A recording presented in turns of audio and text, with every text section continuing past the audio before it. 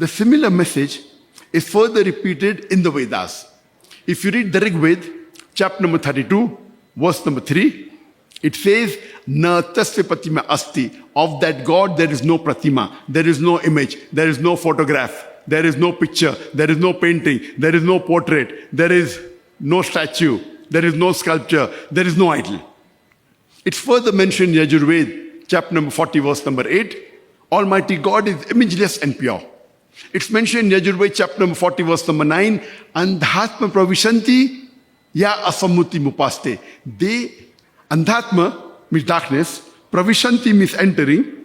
They are entering darkness, those who worship the asammuti. The asammuti are natural things like fire, water, air. And the verse continues. They are entering more in darkness, those who worship the sambhuti, the created things like table, chair, idols, etc. Who says that? Almighty God in the Hindu scriptures in Yajurveda, chapter number 40, verse number 9. It's further mentioned in Atharva Veda, book number 20, hymn number 58, verse number 3. Dev Maha Osu, verily great is Almighty God. And amongst the Veda, the most sacred are the Rig Vedas. It's mentioned in Rig Veda, book number 2, hymn number 1. There are no less than 33 different attributes given to Almighty God. In Rig Veda, book number 2, hymn number 1. One amongst them is Brahma. Brahma is the creator God.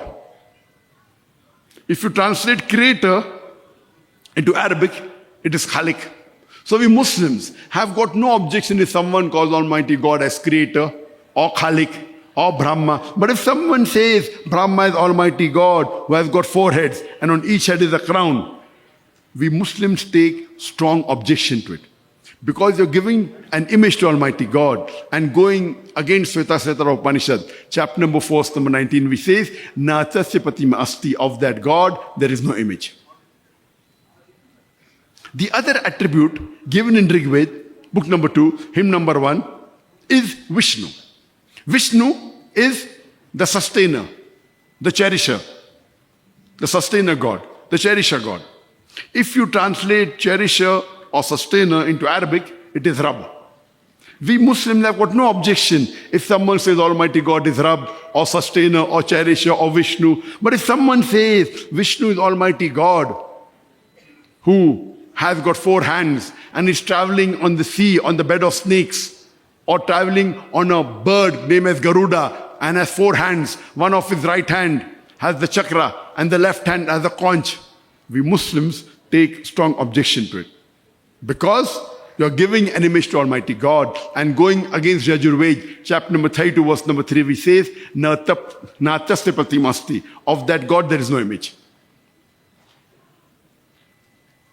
Further, if you read, it's mentioned in Rig Veda, book number 8, hymn number 1, verse number 1, Ma chidanyadi sansad.